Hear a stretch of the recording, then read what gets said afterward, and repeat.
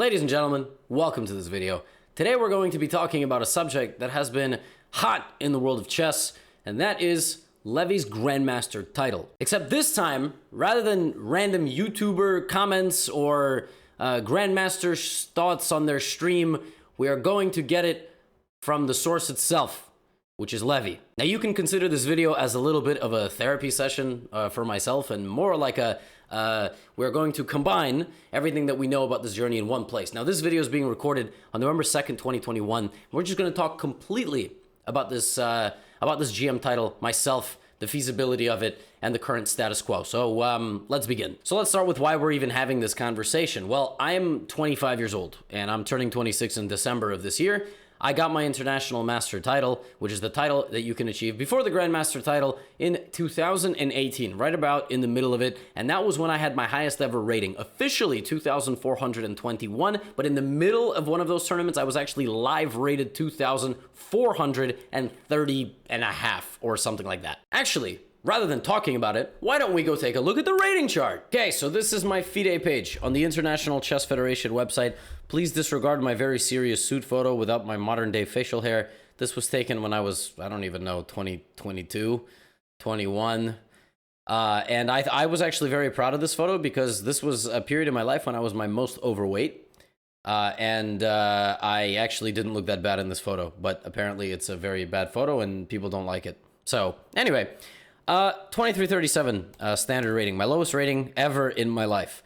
And we really, this is my graph. And 2016 was a big year for me because in 2016 I began taking my chess seriously, and I went from 2254 to 2299. And I got the FIDE Master title, which is 2300. And by the end of the year, in November, I actually ended the year at 2404. So I ended the year with 2 IM norms and a 2400 rating. In 2017, I virtually didn't play for various life events and reasons. And then in 2018 summer, I said, all right, screw it. Let's go get this IM title. And I got it. And the way 2018 worked is I booked like 5 tournaments in a row because I just wanted to play the whole summer. It was going to be a chess boy summer. Betchas. Okay, anyway. So I got my IM title in the first tournament. And I gained a little bit of points in the second tournament. And then I lost 40 points in 2 tournaments. Or like 3 tournaments. And part of me thinks that happened because I just had a massive adrenaline dump. And I talk about this a lot, you know, in my life. I mean, imagine back here thinking I would be IM. I mean, I was a 2250 rated 20-year-old guy. Like 2250 rated 20-year-old. I mean, people are GM at 12 nowadays.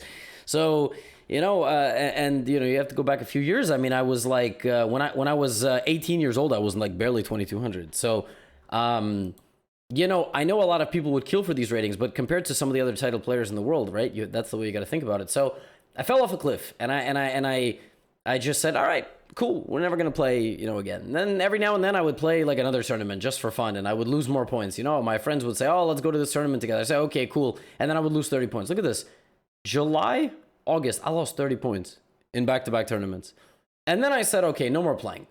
And 29, you know, I didn't play. Pandemic. Boom, Las Vegas.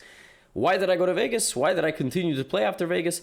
Because I like the feeling of gaining some rating slowly and seeing where this takes me. And your support in all the recaps, to be honest. I mean, the recaps were my best performing videos I like almost ever put out. And that blew my mind. So I said, okay, we can combine this goal of the Grandmaster journey with a business decision of, you know, making my recaps. But in the last month, I went from gaining 9 points per month to losing 25 in 2 tournaments. And now I'm at my lowest ever rating in my life, 6 points lower than I was before. And that makes me really uncomfortable for reasons I'll talk about on the full screen. So before I get into why that rating is anxiety inducing and really uncomfortable, I want to talk a little bit about why I even began this. So obviously, I could have just stopped at International Master and lost my rating and, you know, been 2340. But I decided to give Las Vegas a shot, and I actually had a great time. Like, it was pretty fun. It was pretty carefree and stress-free. And I gained some points, and I decided to make those recaps. And your support was honestly unbelievable. Like, I'm telling you, those view counts were just completely ludicrous. And I decided to incorporate this as part of my, well, just I mean, a business model. There's no other way to describe it, or some of my content every single month. And so I made that effort that I was going to be playing at least a tournament a month and making recaps and studying and et cetera, et cetera. However, when you don't have success and when you lose 25 rating points in a month and you're at your lowest rating ever, the only thing that you can really think about is not, I'm going to improve as a chess player and this is all part of the journey. I'm like, damn, dude, I really can't lose more points. I mean, what am I going to do? Go below 2,300? Like, what kind of absolute nonsense is that? But I did start to take it more seriously. I reconnected with my old coach. We were meeting once a week. I was doing his homework. I was doing my preparation. And now that I'm taking chess significantly more seriously, several things have actually changed in my life for better and for worse. Now I'll actually start with the bad things. I care about little games of blitz that I play significantly more. Like, I'm doing my preparation of my openings and I will go play blitz games and I try to put it into work and I get some advantages and I'm trying to convert and I'm trying to play many, many blitz games a day against like many strong players, but I'm getting so angry. Like, I get so much more angry when I'm losing games, and I don't necessarily feel that much joy when I win. It's like a weird mentality. Like, I must win the games because it's just part of the grind, but losing hurts so much more because every single loss somehow chips away at this goal of mine. Now, there is some positivity as well. I'm happy to show you that on a chessboard. Why don't we go take a look? So one of my favorite things about going on this journey is just how much stuff you can learn about the game that you never knew before. And what I mean by that is, you know, for example, opening specific stuff, like I was bouncing around which of the first moves, d4 or c4, I wanted to go for. The major difference, of course, being that if you begin the game with c4, black plays e5, and now you're just in a pure English, reverse Sicilian, however you want to call it. So I molded my repertoire into just being a full-on d4 repertoire.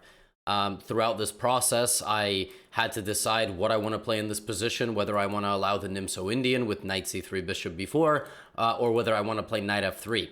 And I started learning different lines of the Nimzo, and I've honestly had a lot of fun playing them in blitz. The problem is you have to play them seriously over the board as well.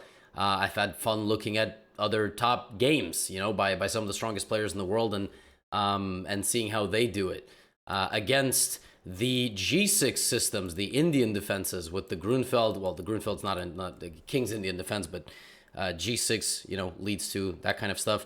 The Grunfeld is one of the most fascinating openings in the world of chess. I have studied lines against it. I haven't had a chance to use over the board, so I don't necessarily want to leak them in this video because you never know. But I mean, there's just so much. I mean, you can play into, you know, the pure main line with bishop g7, bishop c4, knight e2, like the Puron variation. You know, there's Puron is not a name. I'm just saying it's like the pure classical main line. There's bishop 2e3. I mean, there's all these lines. You can play h4, h5. There's a bunch of side lines in the Grunfeld, like you can put a bishop on g5 and sometimes even play h4. It's like super fun. And then obviously, you know, the last game that I made a recap on, you know, the 4 pawns attack. I've never played this at all. I mean, I was so excited to showcase my preparation, and then I had a chance, you know, in this d takes e6 line, which is not super popular. And I got a great position. I just unfortunately was unable to execute. There's just so much that I've had an opportunity to learn with d4. You know, my last tournament in a Slav defense, for the first time in my life, I played the slow Slav. Literally, I've never played this, ever. I've had to play it with black back in the day when I was playing a little Slav myself. And the positions are fascinating, and I got to learn a whole lot. And, you know, now I play those lines in blitz. And the same goes for black, you know, with the black pieces. I mean, I love sharpening my Caro Kann. I've played this opening for nearly a decade. I feel like I know this opening better than I know my own name, although I know my own name 100% perfectly and never will get it wrong, so that's probably a bad analogy. But, you know, I've had a lot of fun, like, adding layers to my Caro Kann. Now I have options in multiple variations, and even though sometimes I lose to better players in blitz, I'll win, like, 3/4 of my games with e4, c6. Of course, knight f3 and all these ready systems, they're still a work in progress because the ready is so flexible and solid. But against d4 and, you know, c4, I've taken what I learned with white and was able to apply it with black. But as I have mentioned multiple times throughout this video, I don't actually know because I'm recording this part separately. The truth is that even if you learn a lot, you get your preparation on the board, every chess game has 2 to 5, I would say, critical moments where you need to just buckle down, buckle up, whatever, and you just have to execute correctly. And if you don't, your preparation doesn't really matter. So on the one hand, I've had a fantastic time learning variations that I've never seen before, diving deeper into things that I've never seen before. But unfortunately, it's just not enough. So what does training for GM really even look like? I don't really know what it looks like for other people. What I know is how I like to study chess. I like to set aside time every day to dig deeper into certain variations in my opening repertoire. I like to actively ask myself questions of where do you feel comfortable or uncomfortable with white or with black? 5 to 10 moves into any particular variation in some line. And it's not just about memorizing the moves. It's about also understanding how to play those positions. And then you have to analyze those positions with computers, Leela, Stockfish, whatever. And you build your repertoire like that. You have your files, you study your files in the weeks before the tournament, on the airplane to the tournament, at the tournament in your hotel room, not at the game. I don't do a whole lot of tactical solving. I mean, I might do some chess tempo.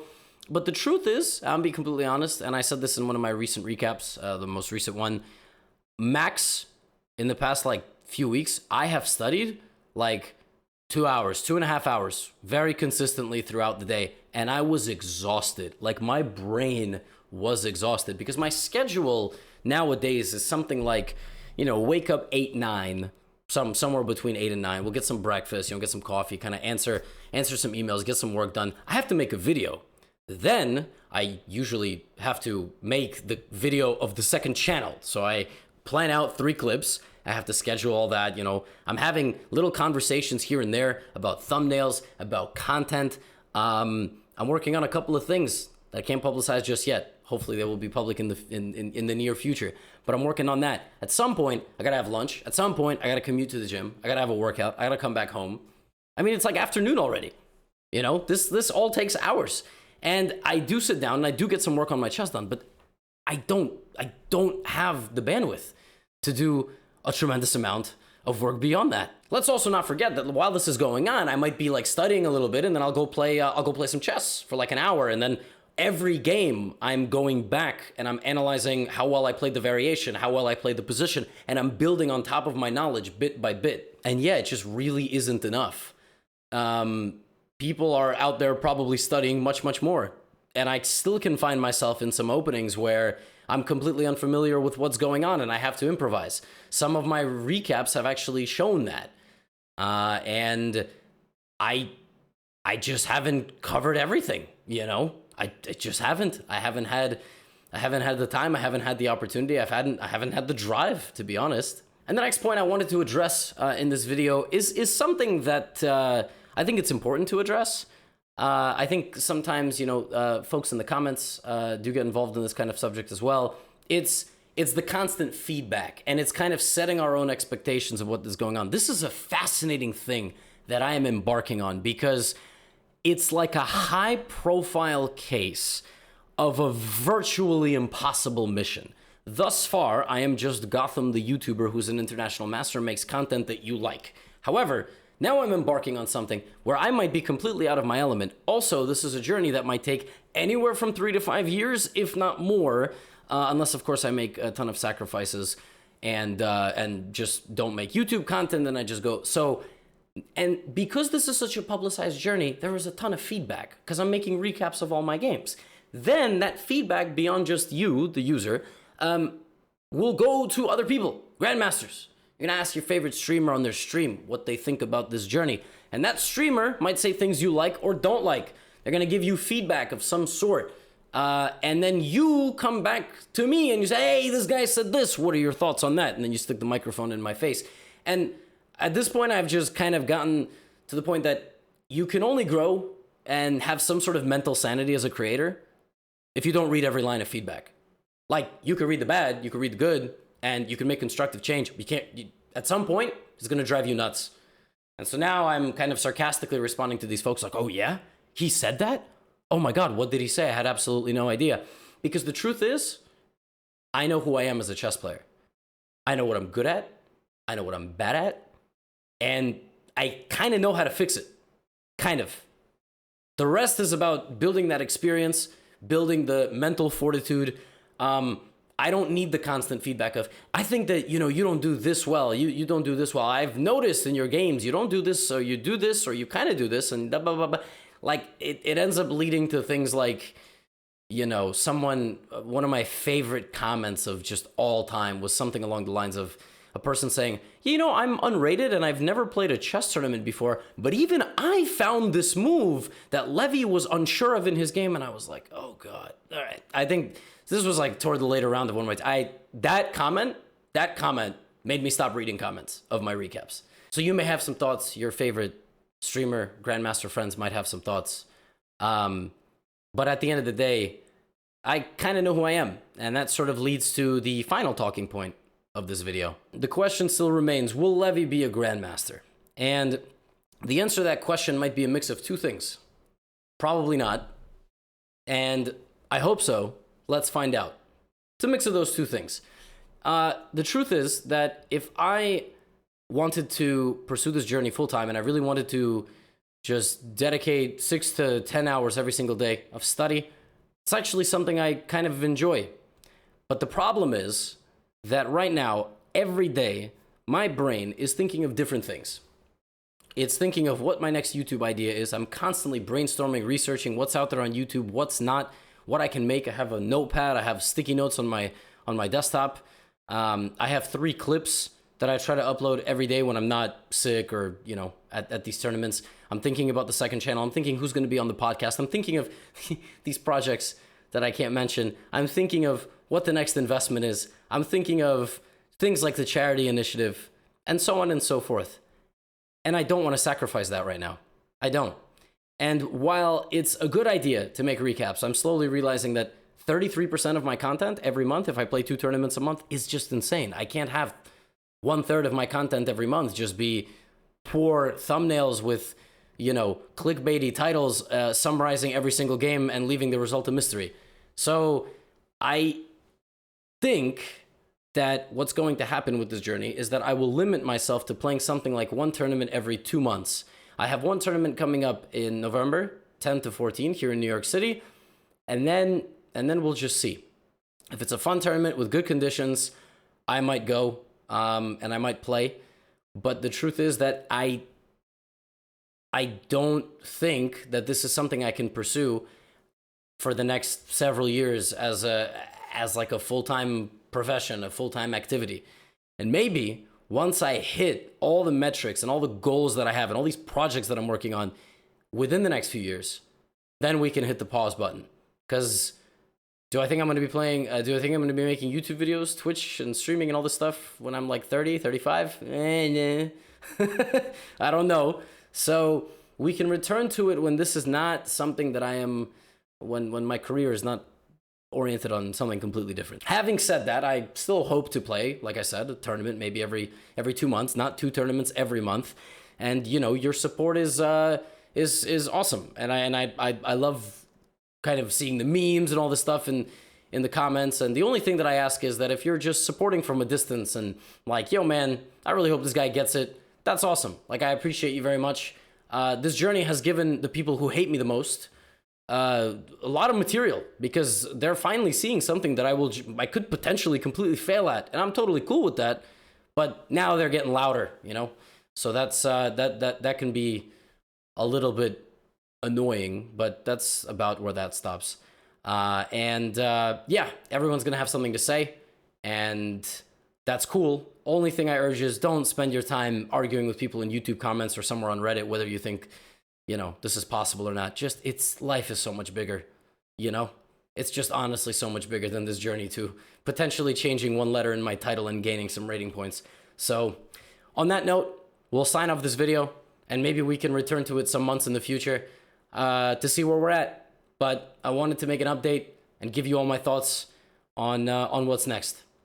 So I will play that 1 tournament in November, and then I will return to actively thinking a lot more thoroughly about my YouTube content, the podcast, the second channel, and returning to streaming as well more consistently. So yeah,